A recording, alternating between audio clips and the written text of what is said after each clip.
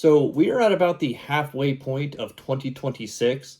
So today I thought I would talk about the best books that I've read so far in 2026. Starting off with Cursed Cocktails by S.L. Rowland, which is actually the book that initially got me into the cozy fantasy genre and is quickly becoming one of my favorite genres.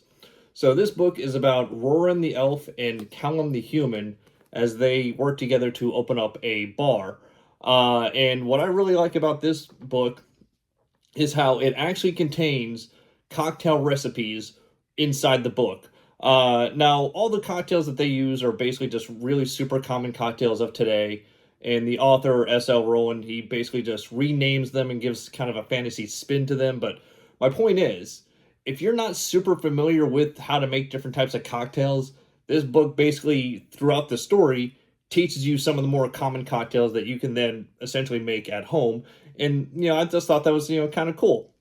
Now, moving on to the next book, though, also in the cozy fantasy genre, and arguably, at least to my understanding, this is the book that like started the whole cozy fantasy genre. I could be wrong, but that's just my understanding. Now, while this book is about two men opening up a bar, this one, Legends and Lattes, is about two females, more specifically Viv the Orc and Tandri the Succubus, opening up a coffee shop. So one is about a bar, the other one's about a coffee shop, but both stories are very, very, have the same kind of, feeling to them. But what I really like about this story, though, is this book was actually the one that gave me my very first fantasy crush, okay? Because people had been talking for years about fantasy crushes, and I've read books for years, and I never really had one until I read Legends and Lattes, and I got a bit of a crush on Tandri the Succubus. The only problem is, Tandri, she doesn't like men.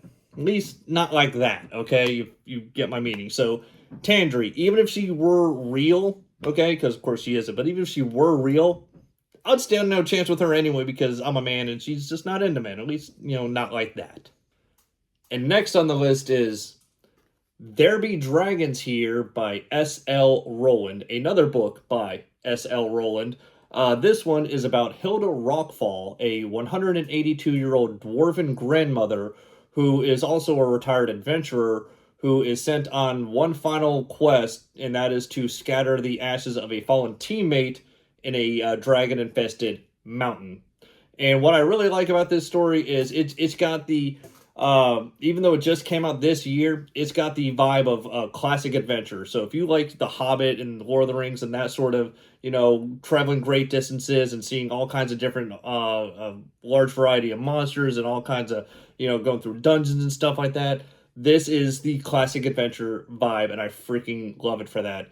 Now, the only thing that I don't have an issue with this part of the book, but some people might.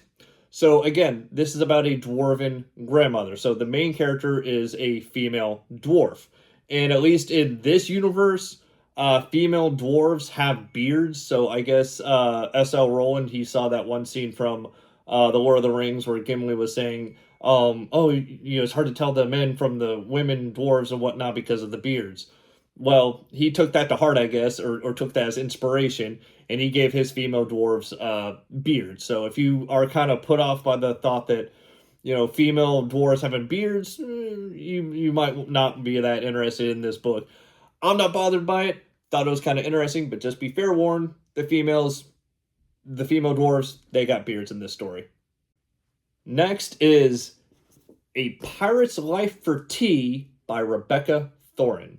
So this is actually book 2 in the Tea and Tome series, and so far I love the entire series. I haven't finished it yet. There's one book left that I haven't read, but I will later. But this one is my favorite in the series so far, mostly because it involves pirates, and I love pirates and adventure and stuff like that, but I love the whole Tea and Tome series just in general because of the amount of LGBT representation that this series has, okay? The main two characters, the main two females, are in a same-sex relationship. In book 2, there's actually a additional same-sex relationship added between two women. And as it says in the front of the book, to the people who gave me 1-star reviews because the first book, quote, had lesbians, I doubled the lesbians in this book just for you. I mean, you gotta freaking love that. So, but not only does it have, same-sex couples, it also has non-binary characters.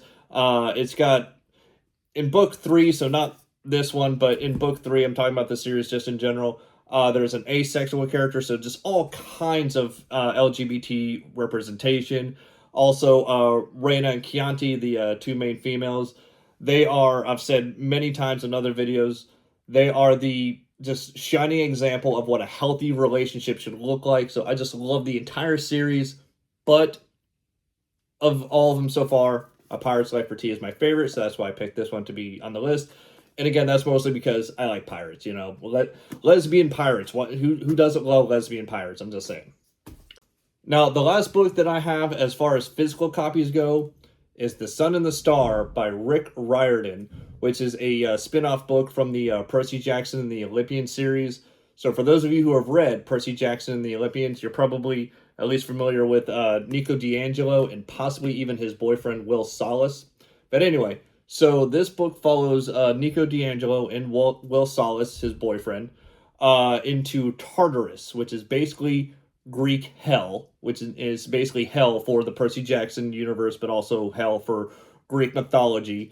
So they have to go to Tartarus to free their friend Bob, formerly known as the Titan Iapetus. Okay, so what I really like about this is the way Rick Riordan describes Tartarus, which again is basically supposed to be Greek mythology's version of hell. It's supposed to be like the worst imaginable hellscape, you can think of. The way he describes that the ground is kind of like all squishy like a membrane. It's constantly hot, obviously. There are blood red clouds, and it turns out that there's actually literally blood in these clouds, and apparently Tartarus has its own atmosphere somehow. Just the way he describes Tartarus, I love that so much. And another book that I wanted to put in this list, but I couldn't because I technically read it last year, was The House of Hades, also by Rick Riordan, which is the first book that I know of where he started to really describe in detail what Tartarus was like. And I love that book, and I love this book for the same reason, because of just the way he describes this hellscape. And I feel really bad that two of my favorite characters, Will Salas and Nico D'Angelo, have to basically experience this in order for me to get, that description. But what really surprised me, because one of the main reasons I read this is, one, because I knew it took place in Tartarus, so I wanted to read more about that. But also because, there's a same-sex couple here, and I love LGBT representation in literature.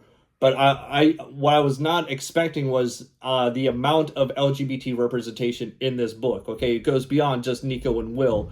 There is a demon that is non-binary. There's another demon that they meet later on who asks Nico and Will to go get something for his boyfriend. So this demon has a boyfriend as well.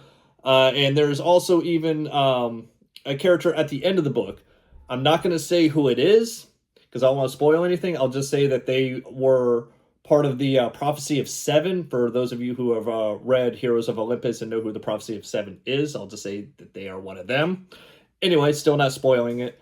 They have apparently come out as not so much gay or bi or anything like that. They currently identify as queer, because they don't really know how they're still trying to figure out their own sexual orientation and whatnot. So they're just going with queer for the time being. But, either way, that character coming out kind of shocked me. But yeah, so much LGBT representation in this book. And of course, I'm all here for that. Now, from here on out, I don't have physical copies of the remaining two books that I'm going to talk about, because I listened to both of them on audiobooks. All these books I have physically read, but these last two I listened to on audiobook. So, starting off with A Soul's Guide to the After Death by Gwenna Lathlen. So this book is basically Gwenna's hypothetical interpretation of what the afterlife may possibly be like. And what I really like about this is it doesn't have any particular religion attached to it, okay? It's not like, oh, this is what the afterlife is going to be like according to Christianity or Islam or whatever. It's just, what Gwen Lathan came up with might be like what the afterlife is like, and just kind of wrote a book on that. And the main character, who I forgot what her name was, but there's a lot of her wrestling with what is a bad person, okay? Because she feels like in her mortal life, she did a lot of bad things, and she's talking to her guide as she's trying to navigate the afterlife. She's like, oh, I was a bad person, and the guide's like, well, maybe not. It's basically, it really helps you kind of think what really defines a bad person, because she did a lot of things with bad intent, but in the end they had good consequences and whatnot. So it's just kind of really makes you think, what is a bad person? And so I like that it's a hypothetical, non-religious attached interpretation of what the afterlife might be, but it's also a lot of philosophical, what really makes a bad person. And I think it's just a great book. You should check it out. And the very last book, again, also an audiobook, is The Falcon and the Foe by A.J. Truman. So this book is about Cal and Russ, two dads who have sons in the Falcons, which are basically like the scouts of this universe. The problem is Cal and Russ, they don't exactly get along, okay? But it's one of those like enemies to lovers, type stories. So if you love enemies to lovers, also at one point Cal and Russ, they have to share a tent together, so there's also close quarters in there.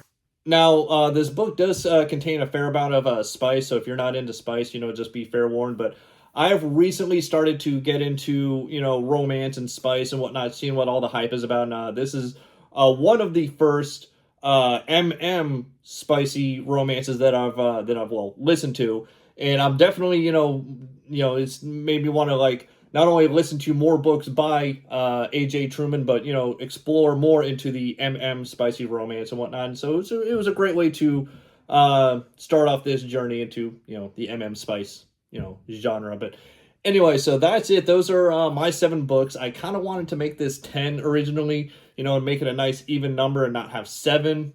But I didn't want to shoehorn just 3 random books in there just to make it work, and so I stuck with 7. So anyway, that's it for me. So until next time, remember, nothing in life is free except for liking, commenting, and subscribing. See ya.